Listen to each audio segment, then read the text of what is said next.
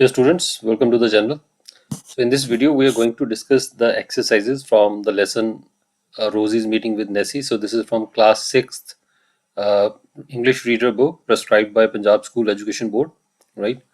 So ये class 6 English की Punjab school education board की ये जो बुक है उसका लेसन नंबर 12 है रोजीज मीटिंग विद नेसी और we have already read this lesson इसको हमने पहले पढ़ लिया था लेसन में को और आई hope you already know the story सारी स्टोरी आपको पता ही होगी.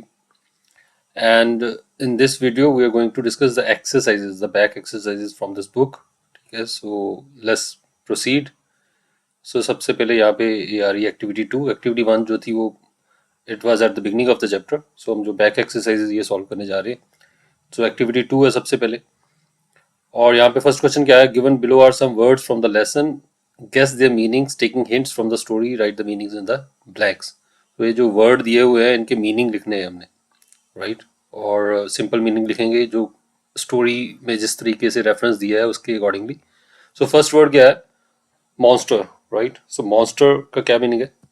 सो monster means some scary being, right. Scary being मतलब कोई डरावनी चीज, ठीक है, कोई राक्षस हो सकता है, कोई दैत्य हो सकता है, कुछ भी डरावना सा जीव कोई. So that's what we call scary being. And the next word is creature. और क्रीचर का क्या मतलब है? लिविंग बीइंग, कोई जीवित प्राणी, जीव जिसे हम हिंदी में कहते हैं, right. And the next word is merged. और मर्ज्ड का मीनिंग देखिए, मर्ज्ड का मीनिंग क्या है? ज्वाइंट टुगेदर, कोई चीज को जोड़ देना, ठीक है, मिला देना, बीच में जोड़ देना. so that's what merged means, right. And then the next word is herbivore. So herbivore भी बड़ा कॉमन वर्ड है, you must have heard about it, ठीक है. This is plant eating animal. So जो पौधे खाते हैं, प्लांट्स खाते हैं, मतलब मीट नहीं खाते, प्लांट्स खाते हैं, ऐसे animals, right. And then we have the next word dangerous. Dangerous जिसे हम हिंदी में तो कहते हैं खतरनाक, और इंग्लिश में क्या कह सकते हैं? नॉट सेफ, जो सुरक्षित नहीं है, ठीक है. So that's what dangerous is. So I hope it is clear. So let's move on to the next exercise, that is activity 3. For each word given below, find a word from the lesson that sounds the same. So क्या कह रहे हैं कि जितने भी word ये नीचे दिए हैं तो उसके लिए फाइंड ए वर्ड, ऐसा वर्ड ढूंढो लेसन में say that sounds the same, जिसकी साउंड उसके जैसी है, आवाज बिल्कुल वैसी है बोलने में. सो फर्स्ट वर्ड यहाँ पे क्या दिया हुआ? वुड.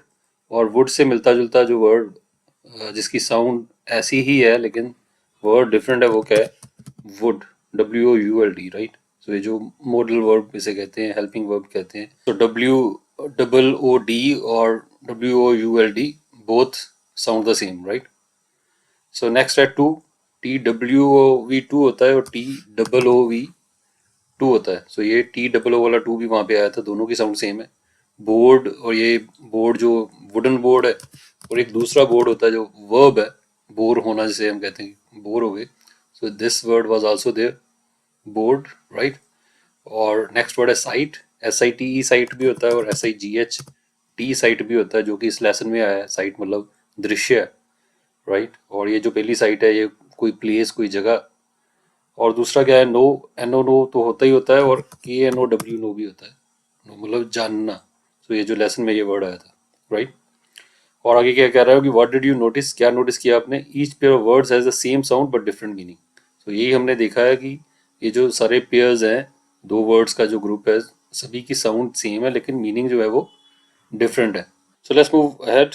सो अगला एक्सरसाइज आगे क्या कह रहा है कि such pairs of words are called homophones. ये जो अभी हमने जो वर्ड्स ऊपर देखे हैं, right, side, side, no, no, ये 5 के 5 जो पेयर है. So these pair of words are called homophones. इनको होमोफोन्स हम बोलते हैं, जिसकी साउंड जो है वो सेम है लेकिन मीनिंग और स्पेलिंग जो है वो डिफरेंट है, राइट.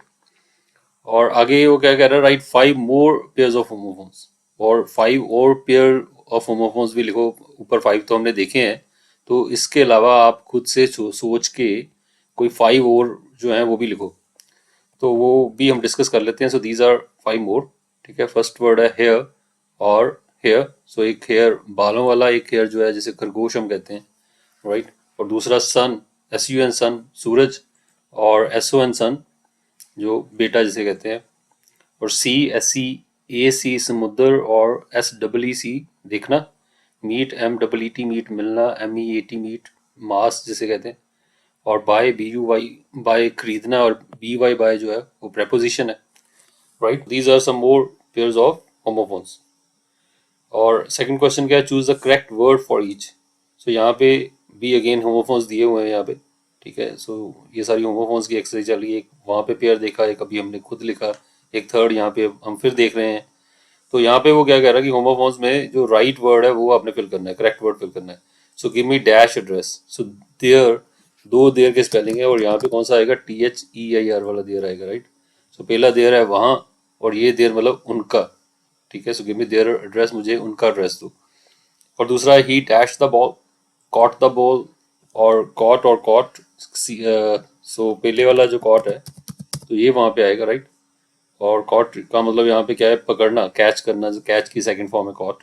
और दूसरा कॉट जो है वो जिसे हम कहते हैं चारपाई, ठीक है, या बेड. और सी में क्या है, इसमें दो वर्ड दोनों सी हैं, SEAC और SEEC, ठीक है. वही डैश विद आवर आईज, ठीक है. हम अपनी आई से क्या करते हैं, हम अपनी आई से देखते हैं. सो कौन सा सी आएगा, SEE वाला सी आएगा, right. I only dash pen. One, one के दो स्पेलिंग हैं, दो अलग अलग मीनिंग्स हैं, WON1 या ONE1. तो ऑब्वियसली यहाँ पे ONE1 आएगा. वन, ONE1 मतलब एक पेन है मेरे पास. दूसरा वन मतलब जीतना, जीता, फिन की सेकंड फॉर्म है वन दूसरी जो है.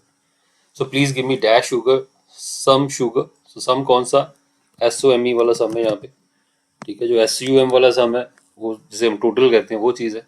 So let's move on. अगला है learning to read and comprehend. इसको रीड करके कॉम्प्रीहेंड करना है. हमने अभी लेसन रीड किया था पहले, तो उसको कॉम्प्रीहेंड करना है, अंडरस्टैंड करना है.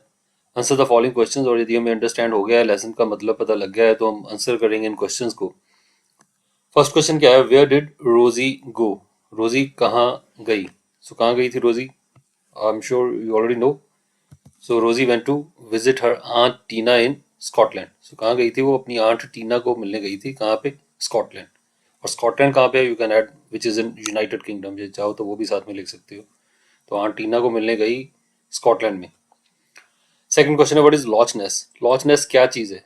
सो लॉचनेस के बारे में हमने पढ़ा था लेसन में, तो लेट अस सी लॉचनेस क्या है.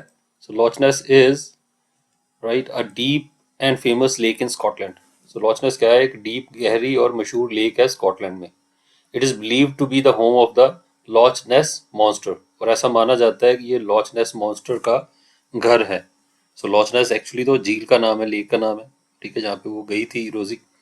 और ऐसा माना जाता है कि ये जो लॉच नेस है, यहाँ पे ही लॉच नेस मॉन्स्टर रहता है. सो लेक के नाम से मॉन्स्टर का नाम भी पड़ गया बाद में. नेक्स्ट क्वेश्चन है, वेयर डिड रोजी go when she felt bored.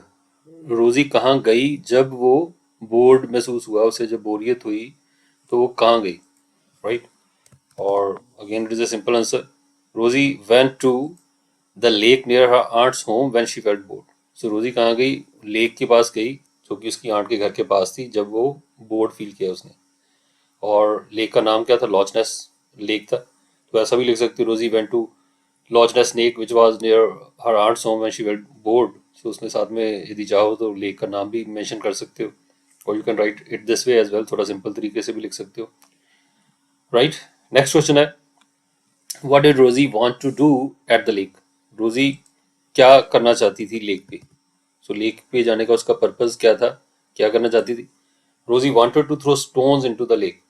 So Rosie वहां पे पत्थर फेंकना चाहती थी लेक में. And watch the ripples that they made. और जो रिपल्स, जो उसके बुलबुले बनते थे, जो उसके आसपास जो सर्कुलर वेव्स बनती थी, जिनको रिपल्स बोलते हैं हम, तो वो जो पत्थर बनाते थे वो भी देखना चाहती थी साथ में, right. Next is, who did रोजी फाइंड इन द लेक.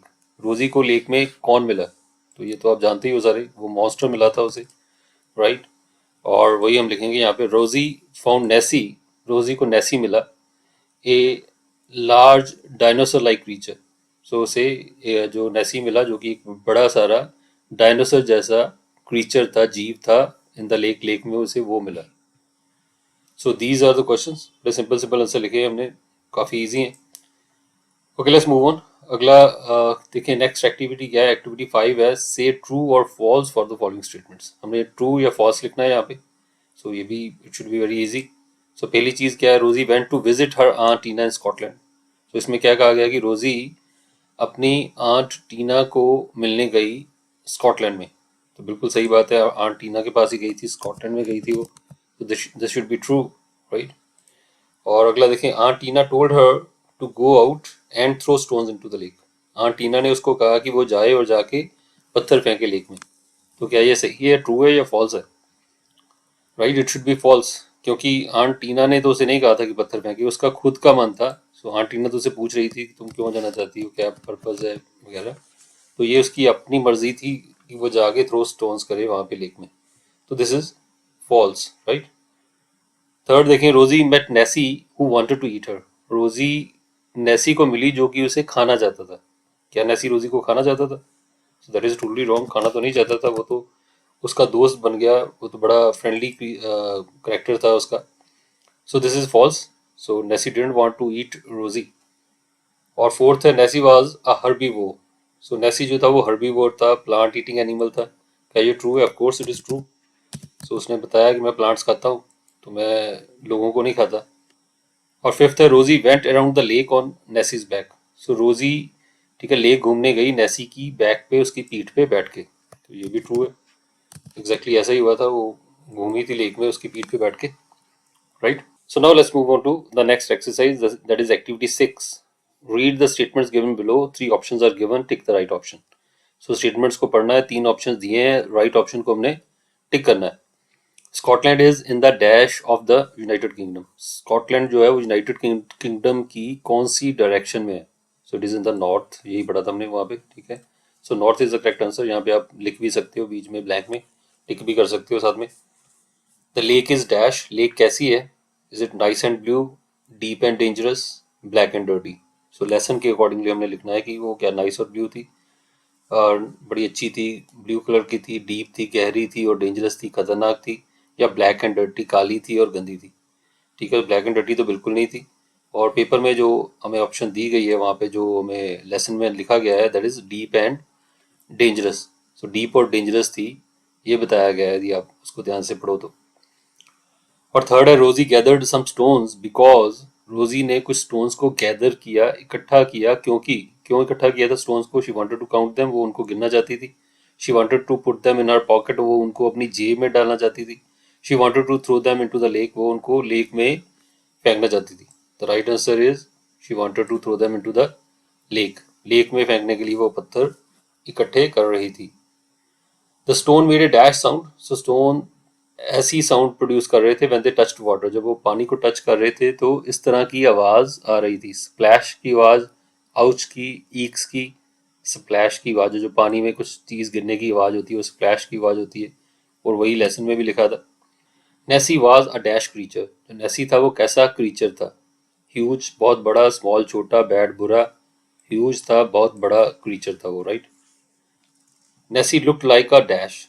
नेसी देखने में डैश जैसा लगता था, राइनोसरस जैसा, डायनासोर जैसा, क्रोकोडाइल जैसा। और हमने अभी क्वेश्चन आंसर्स में भी पढ़ा था, डायनासोर जैसा वो लगता था। नेसी ऑफर्ड रोजी डैश। नेसी ने रोजी को डैश ऑफर किया, डैश का प्रस्ताव किया। ए राइड ऑन इट्स नेक, उसने कहा मेरे गले पे बैठ के आप राइड करो, ये ऑफर किया। Some fruits from the lake, कुछ फ्रूट्स ला के दिए उसे लेक में से। मोर स्टोन्स टू थ्रो, उसे और ज्यादा स्टोन्स, पत्थर दिए फेंकने के लिए। द राइट आंसर क्या है? ए राइड ऑन इट्स नेक, उसके गले पे, उसकी बैक पे राइड की ऑफर दी उसने। People called Nessie a monster because, लोग नेसी को एक मॉन्स्टर कहते थे, क्योंकि, किस वजह से मॉन्स्टर कहते थे? दे वर स्केयर्ड ऑफ इट्स साइज, वो उसके साइज से डरते थे कि वो बहुत बड़ा है। दे डिड नॉट नो हर, वो उसको जानते नहीं थे। शी टॉक्ड लाइक ह्यूमंस, और क्योंकि वो ह्यूमंस की तरह बात करती थी, राइट। तो इसमें सही आंसर क्या है कि दे did not no her. Actually उसमें ये लिखा था कि वो, जब उसने पूछा कि तुम्हें वो मॉन्स्टर क्यों कहते हैं लोग, तो उसने क्या जवाब दिया था? They did not know, they do not know me, ये कहा था उसने, right.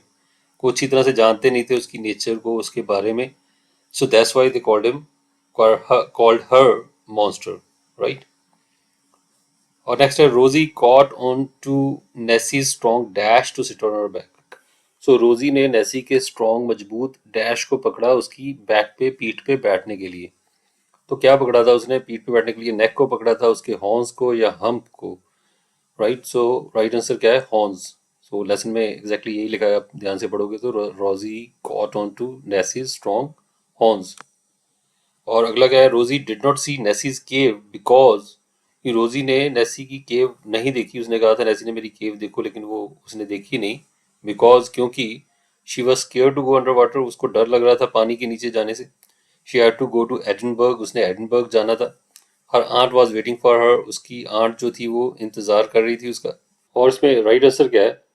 Her aunt was waiting for her, कि उसकी आंट जो थी वो वेट कर रही थी उसका, इसलिए वो जल्दी वापस जाना चाहती थी।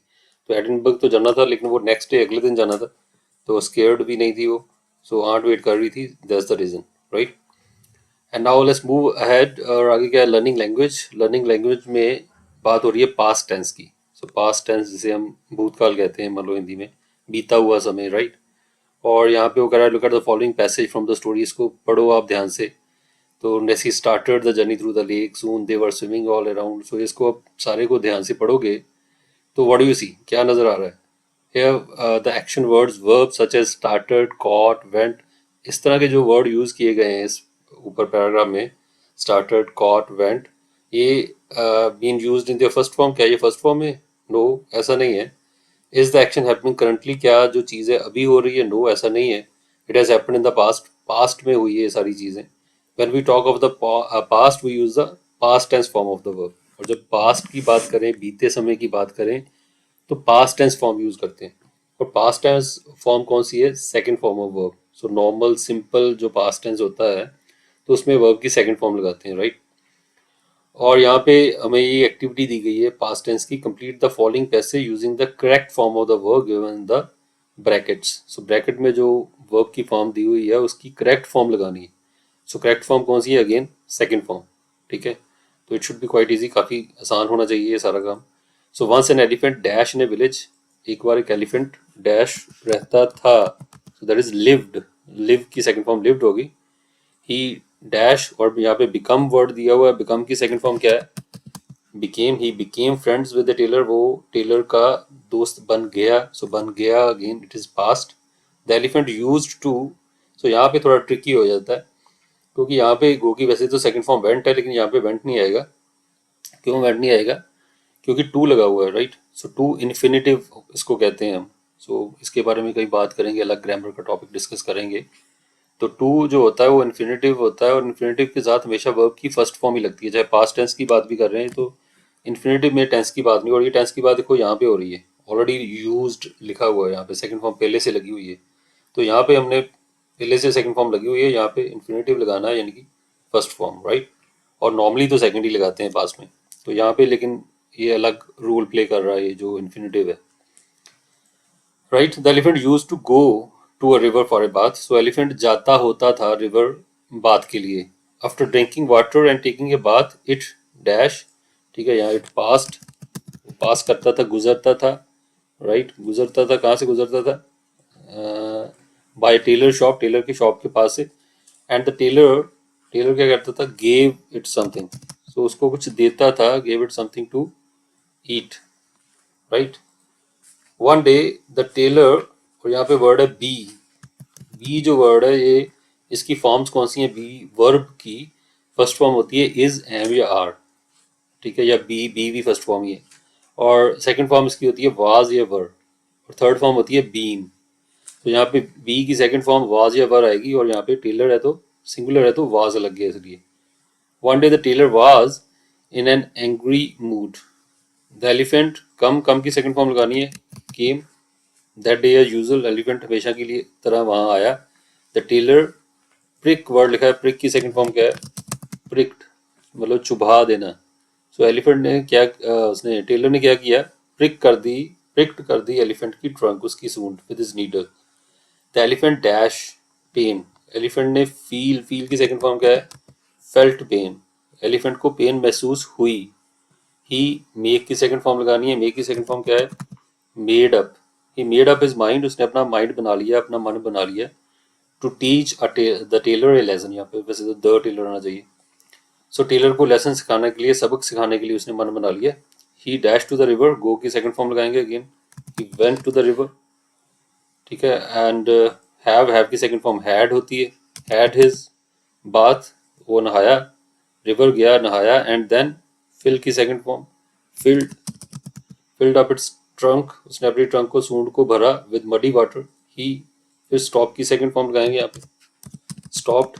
सो इस बात का भी ख्याल रखना है स्पेलिंग का भी, कई बार जहाँ पे थोड़ा स्ट्रेस होता है लास्ट सिलेबल पे, लास्ट लेटर पे जैसे, तो वो डबल हो जाता है। स्टॉप की सेकंड फॉर्म स्टॉप्ड है और टी डबल हो जाता है यहाँ पे। He stopped at the tailor shop, tailor की दुकान पे रुका। एंड थ्रो की सेकंड फॉर्म क्या है threw the muddy water on the clothes in the shop, the clothes were spoil, spoil की सेकंड फॉर्म क्या है, इसकी दो तरीके से लिख सकते हैं, स्पॉइल्ड भी लिख सकते हैं, एक होता है स्पॉइल्ड, सो LED भी लिख सकते हैं और LT भी लिख सकते हैं स्पॉइल्ड, सो हमने चलो ED के साथ कर दिया। तो ये सेकंड फॉर्म है। Clothes were spoiled with mud, so कीचड़ से जो क्लोथ से कपड़े थे वो खराब हो गए। ही डैश सैड, फील की सेकंड फॉर्म क्या है felt, he felt sad for his misdeed, अपनी गलती के लिए उसे वैसे तो दुख हुआ, बट इट, अगेन वो वर्ड आ गया बी आ गया। सो बी का हमने अभी पहले डिस्कस किया था, बी की फर्स्ट फॉर्म होती है या तो बी या फिर इज या एम या आर, सेकंड फॉर्म वाज या वर, थर्ड फॉर्म बीन। सो यहाँ पे सेकंड फॉर्म लगानी है वाज या वर, इट के साथ क्या आएगा was, it was too late, लेकिन अभी बड़ी देर हो चुकी थी, राइट। ठीक है। सो पास्ट टेंस एक्सप्लेन्ड, आगे भी पास्ट टेंस को समझाया है पूरी तरह से। We have already done the present tense, present tense हमने पहले पिछले लेसन में किया हुआ है। Let us look at the past tense now, अभी पास्ट टेंस को देख रहे हैं हम लोग। तो ये सारी चीजें यहाँ पे पास्ट टेंस की हो रही है। Past tense in English is used to talk about the past, बीते हुए समय के बारे में बात करते हैं। There are 4 past tense forms in English, 4 तरह की वैसे तो पास्ट टेंस फॉर्म होती है, but we will look at only one, past simple. So यहाँ पे लेकिन हम 4 की 4 टाइप जो पास्ट की हैं वो नहीं कर रहे, सिर्फ हम पास्ट सिंपल एक टाइप ही कर रहे हैं, right. I worked, so past simple में यही बात कर रहे हैं, सिर्फ सेकंड फॉर्म लगती है और कुछ नहीं है, to talk about the past. ठीक है। ये और हम एक्टिव वॉइस की बात कर रहे हैं, आगे चल के आप एक्टिव और पैसिव वॉइस भी समझोगे।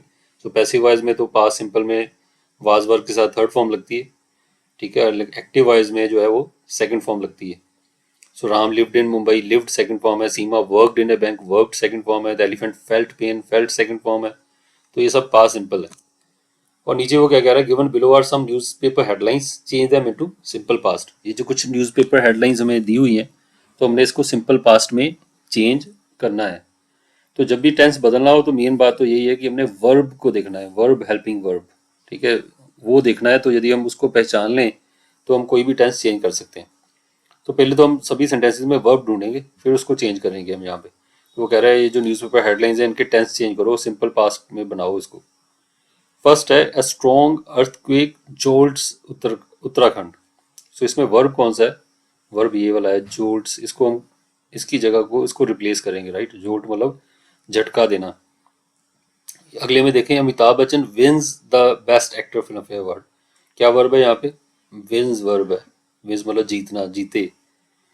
और थर्ड है India outplays West Indies in cricket. इसमें वर्ब कौन सा है, आउटप्लेज, आउटप्ले मतलब हरा देना, पीछे छोड़ देना। Salman Ali wins the Indian Idol, again wins हमने पहले भी किया था वर्ब, फिर वही वर्ब है wins. Bachendri Pal becomes the first Indian women to scale Mount Everest. कौन सा वर्ब है, बिकम्स मतलब बन जाना, बन गई। सो इसका ये जो फर्स्ट फॉर्म है इसमें और कुछ नहीं करना हमने, सिर्फ क्या करना है, ये जो फर्स्ट फॉर्म हमने देखी है अभी, इनकी जगह पे हमने सेकंड फॉर्म लगा देनी है। So that's the only change that we need to make, right. एक ही बदलाव हमने करना है। तो ये हम देखते हैं कि इसमें क्या क्या आना है। इसकी जगह पे जोल्ट्स की जगह पे क्या आएगा, जोल्टेड आएगा उसमें, राइट।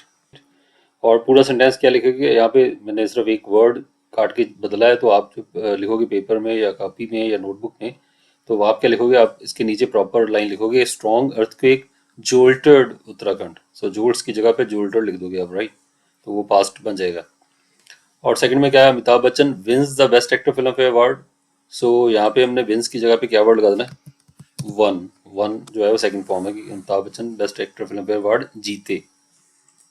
तो पहले लिखा था जीतते हैं और यहाँ पे है जीते, मतलब जीत चुके हैं, मतलब ओवर हो चुकी काम वो। अगला क्या है, India outplays West Indies in cricket. Outplays, outplays की जगह पे क्या आ जाएगा, आउट प्लेड, ठीक है। प्लेज जैसे होता है प्ले, प्ले की second form played, outplayed. Salman Ali wins the Indian Idol, win की अगेन वही हमने पहले भी सेकंड फॉर्म यूज की थी, won. So Salman Ali won the Indian Idol, right. और लास्ट में क्या है, बिकम्स, बिकम्स की सेकंड फॉर्म क्या है, बिकेम, बिकम की सेकंड फॉर्म बिकेम होती है। Bachendri Pal became the first Indian woman to scale Mount Everest, right? So these are the right answers, and then let's move on to activity 9. Activity 9 यदि देखें तो ये comprehension की exercise है. Read the following passage. इसको passage को पढ़ना है और questions के आंसर देने. तो I am leaving it to you. So ये बड़ा सिंपल, बड़ा आसान है. यदि आप पढ़ोगे, बड़ा छोटे छोटे सेंटेंसेज हैं यहाँ पे, तो इसको पढ़ के इसके अकॉर्डिंगली अपने क्वेश्चंस के आंसर देने. तो I want attempt it, I will leave it for you. थोड़ा सा आप खुद करके देखो, और उसमें आप ये कर सकते हो कि अपने जो आंसर्स हैं you can leave it in comments. So इस वीडियो के कमेंट्स में अपने आंसर लिख देना. तो I will check it for you. मैं बताऊंगा आपको कि आपने आंसर सही है या नहीं सही. तो that I will do for you.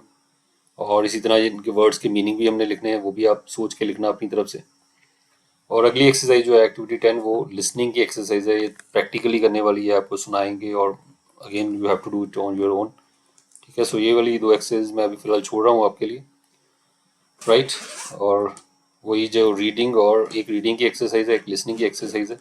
So I hope you will be able to do it on your own, और प्रैक्टिकली कर पाओगे जो लिसनिंग वाली है. तो that's it for now. So बाकी हमने जो मेन एक्सरसाइज जितनी भी थी, we have already covered them all. और मुझे उम्मीद है आपको सारा समझ लगा होगा, right. And if you have any further doubts, if anything is not clear, you may let me know. Okay, you may drop a comment. I will surely try to help you in every way possible. Right. So goodbye for now. We'll meet once again with another video. Till then, stay happy, stay blessed. God bless you all. Thank you.